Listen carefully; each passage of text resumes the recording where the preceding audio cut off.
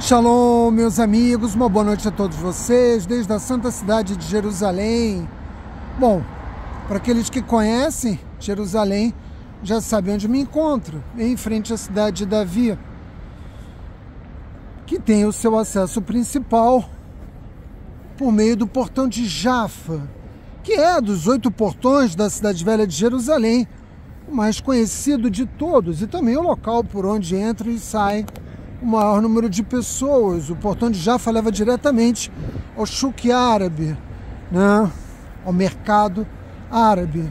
Ele também, naturalmente, é um dos caminhos, que é o que normalmente eu faço, para ir até o Kotel Amaravi. Permito mostrar para vocês rapidamente, eu já gravei no passado outros vídeos nesse local icônico da cidade de Jerusalém. Local de grande significado para todos nós, né? Sobretudo depois da nossa vitória na Guerra de Yom Kippur, quando nós definitivamente reunificamos a cidade de Jerusalém sob controle do Estado de Israel, sob controle judaico, controle que jamais voltará a sair das nossas mãos. E como vocês sabem, desde o dia 7 de outubro, eu comumente utilizo esse espaço, a minha mensagem de Shavuotov, para falar sobre o antissemitismo, para denunciar a natureza do antissemitismo, as manifestações do antissemitismo no mundo todo, no Brasil, em Israel também, porque isso também ocorre em alguma medida em Israel. Nós não podemos esquecer que grande parte dos que nos odeiam vivem entre nós. Mas eu gostaria de fazer algo um pouco diferente na noite de hoje. Eu quero combater o antissemitismo, ajudando a cada um de vocês a entender as razões fundamentais que fazem com que ele não desapareça. E só é possível compreender isso respondendo a uma pergunta que comumente me chega. Mas que pergunta, Átila? As pessoas normalmente dizem para mim algo como: Átila, por que o povo judeu é tão odiado? Por que século após século, milênio após milênio, não desaparece o antissemitismo? E mesmo quando nós achamos que ele vai desaparecer, ele ressurge com mais força ainda numa nova geração. As razões, elas são sobretudo espirituais, mas existem razões muito lógicas e muito fáceis de compreender que dizem respeito à luta contra a idolatria. Afinal de contas, o que nos faz uma nação santa, me refiro naturalmente a Israel, foi o fato de que nós celebramos um pacto imemorial com o Criador do Universo. Nós o fizemos, sobretudo por meio de Abraão Avino, porque reconhecemos a unicidade de Deus. O judaísmo, fé judaica, lança no mundo, né, os valores monoteístas, num mundo que até então era essencialmente politeísta. Mas para nós compreendermos as razões pelas quais, apesar de metade do mundo hoje, nomeadamente, se reconhecer como monoteísta, o fato é que nós continuamos a ser odiados. Não importa o quanto, né, os valores do monoteísmo avancem sobre as sociedades, sobretudo sobre o mundo ocidental, nós podemos dizer que as 3 grandes fés, né, as 3 formas principais de manifestação religiosa, que nós poderíamos chamar de religiões abrâmicas hoje, compreendem pelo menos metade, né, das populações mundiais. Isso não foi suficiente para fazer com que o povo judeu deixasse de ser odiado, mas sobretudo para que a idolatria não desaparecesse do mundo. E eu gostaria, para poder falar sobre isso, sobre idolatria, de dar um salto daqui de Jerusalém diretamente para Roma. O ano é 1512 e Michelangelo, o grande mestre da arte renascentista, finalmente termina de pintar a sua obra magna. Sua obra magna pintada na Capela Sistina.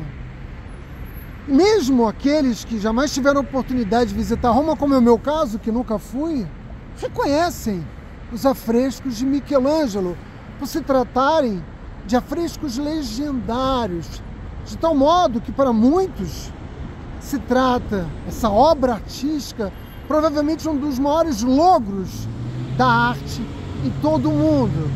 Porém, apesar da obra ser gigantesca, o painel central, localizado na nave central da Capela Sistina, é o mais conhecido de todos, e ele é nomeado de A Criação. Indiscutivelmente, ele é o mais conhecido, e nele Michelangelo procura representar a imagem de Deus. Um Deus rodeado de um séquito de anjos, mas sobretudo através do seu dedo, outorgando vida aos homens. Para nós judeus, essa imagem, não de um ponto de vista artístico, mas de um ponto de vista teológico, é extremamente complicada, extremamente problemática. Por quê? Porque para Michelangelo, Deus é representado como um homem velho, um ancião, barbudo, sentado, rodeado de anjos, mas sobretudo representando aparentemente uma forma humana. E dada a importância igualmente icônica da imagem, né, criada por Michelangelo ao longo dos séculos, acabou por se converter, pelo menos para a grande maioria dos monoteístas, com uma compreensão popular daquilo que é Deus. Hollywood ajudou muito também, é verdade, né? Que a cinematografia hollywoodiana ajudou bastante Michelangelo, apesar disso ter acontecido mais de 500 anos depois, a consolidar a ideia de que Deus é um ancião, né? Que se encontra sentado num trono celestial, numa forma humana, né? E de lá ele governa o mundo para multidões. E isso é o ponto central. A imagem de Michelangelo representa com precisão aquilo que o monoteísmo no Ocidente, e aí eles consideram que isso nos inclui a nós judeus, imaginam que representa a contemplação do divino. Então todo mundo, quando vai visitar a Capela Sistina, vai direto na nave central, quer ver a criação, quer ver o Deus de Michelangelo. Porém, isso não é aceitável para nós judeus. Acho que todos vocês vão facilmente compreender isso. A obra maestra de Michelangelo, ela não guarda nenhuma conexão com a compreensão que o judaísmo tem de Deus. Isso é um ponto fundamental. Isso precisa ser esclarecido. No mundo antigo, né, muitos acreditavam que Deus era de fato uma versão super-humana do homem, né? Basta ver como é que os gregos representam, né, por meio de suas convicções politeístas, os deuses. Eles eram de fato homens muito poderosos, né? E eles, embora fossem falíveis, né, os gregos reconheciam a falibilidade dessas deidades, né? Elas exigiam dos homens o quê? A adoração, exigiam sacrifícios. E quando você não precisava dela, né? Quando você não recorria a ela, ou seja, na maior parte do tempo, ela deixava você em paz. Os deuses do Olimpo grego só interferiam na tua existência quando você os chamava a fazer parte da sua existência. Essa visão, que naturalmente é uma visão politeísta, tinha um propósito filosófico fundamental. Porque nós precisamos compreender que esse é um momento da história humana que a maior parte das principais perguntas dos homens a respeito da existência não encontravam, né, uma resposta adequada. Naquele momento, filosoficamente falando, essa construção, né, mitológica atendia às necessidades daquela sociedade, porque proporcionava a ela as respostas que ela não conseguia encontrar em outro lugar. Porém, isso não foi e nunca será aquilo no qual nós, judeus, acreditamos. Mas, Átila, o que vocês acreditam afinal? Nós adotamos uma compreensão de um Deus que não é corpóreo, ou seja, ele não é um homem com quaisquer características, seja superpoderoso ou não, seja barbudo, seja um ancião, seja jovem. As características físicas, humanas, são absolutamente inadequadas para representar a ideia de Hashem. Deus é, sobretudo, pelo menos na construção teológica de Israel, Deus é onipotente, mas ele é, sobretudo, incompreensível. E é por isso, né, que ele não pode ser representado por meios artísticos. É por isso que ele não pode ser esculpido. É por isso que ele não pode ser representado como uma força da natureza, como fizeram tantas sociedades, como, por exemplo, o Egito e as sociedades indígenas centro-americanas. Ele não pode ser representado por qualquer forma de manifestação artística ou da natureza. Esse é um ponto fundamental para compreender o monoteísmo que Abraão Avino lançou as bases no mundo. Ele foi, e nós atribuímos a ele, como figura bíblica fundamental, a condição de um pensador independente no mundo poluído pelas ideias politeístas.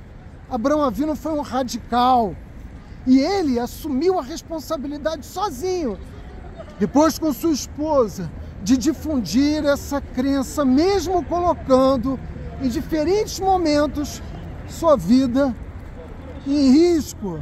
O israelense, quando fala o telefone, ele grita, né? Mas os que estão passando devem pensar que eu sou também um desses malucos que ficam falando alto no meio da rua. Mas a crença monoteísta de Abraão Avino, ela era muito mais complexa, né, do que a maioria poderia imaginar. De tal modo que nós podemos reconhecer Abraão Avino, de fato, como o primeiro monoteísta, mas jamais como o primeiro homem a crer em uma só deidade.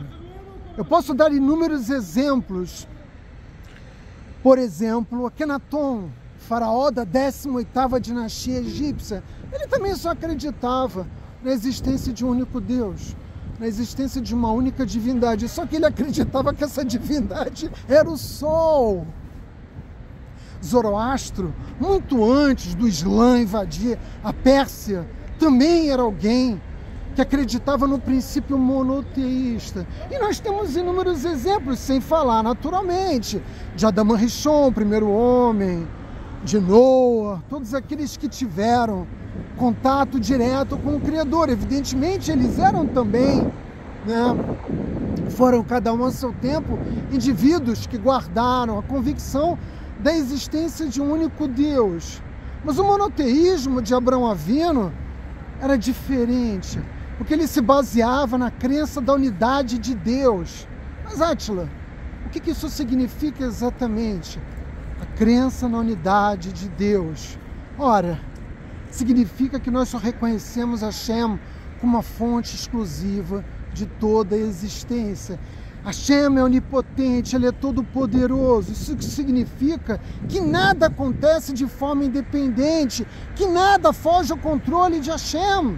Não basta reconhecer a existência de Deus, é preciso reconhecer o governo de Deus no mundo. Tudo que existe, tudo que existiu, tudo que existirá, tudo que se sucede no mundo, cada uma dessas pessoas que estão passando aqui agora, em volta de mim, e eu mesmo aqui, nesse lugar, falando para vocês, é parte de um enredo, né,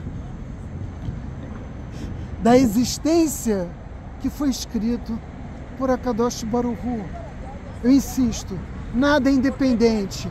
E essa declaração de unidade de Deus, ela é tão visceralmente importante para nós, que nós escrevemos, né, nos batentes das nossas portas, por meio das mezuzot, que nós repetimos pelo menos 2 vezes por dia, de manhã e à noite, que nós ensinamos os nossos filhos pequenos quando eles começam a falar, que nós proferimos como nossas últimas palavras no momento da nossa morte.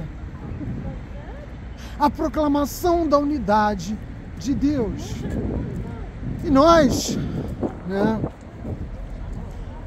ao ensinarmos os nossos filhos e, portanto, as novas gerações, permitimos que a humanidade jamais perdesse a capacidade de buscar nessa fonte inesgotável que é a Torá, a compreensão da unidade de Deus, embora os judeus tenham sido perseguidos e massacrados, inclusive pelos membros das outras religiões abrâmicas. De modo que nós tivemos muito pouca oportunidade histórica para difundir os valores do monoteísmo. Mas, como nós sabemos que tudo que existe é fruto de uma vontade superior, isso significa dizer, isso tem naturalmente uma implicação, significa dizer que tudo tem um significado, tudo tem um propósito. Eu poderia dizer mesmo que o canal Pérolas da Sabedoria Judaica foi criado basicamente, e nós temos reiterado essa mensagem ao longo já de quase 7 anos, nada é aleatório, nada é acidental. Hashem governa o mundo, Ele controla a existência, Ele dirige a vida de cada um de nós. Ainda que tenhamos o livre-arbítrio preservado como um presente divino, Hashem não perde o controle da sua criação. E Ele está em contato contínuo com cada uma das almas que Ele enviou ao nosso mundo. Isso é o monoteísmo de Abraão Avino. Essa é a ideia fundamental que nos separa de todas as outras compreensões monoteístas e, naturalmente, também de todo o politeísmo. Michelangelo, voltando ao mestre da arte renascentista, Michelangelo também praticou uma dessas religiões abrâmicas, mas a verdade é que a sua sensibilidade estética acabaria prevalecendo sobre a sua crença religiosa, meus amigos, e é isso que nós não podemos permitir que aconteça com cada um de nós. Deus não é corpóreo, Deus é todo-poderoso, Deus é onipotente, nada é aleatório, nada é casual, tudo tem as mãos, Yad Hashem, as mãos de Deus. Os acontecimentos humanos, meus amigos, Shavuot Tov.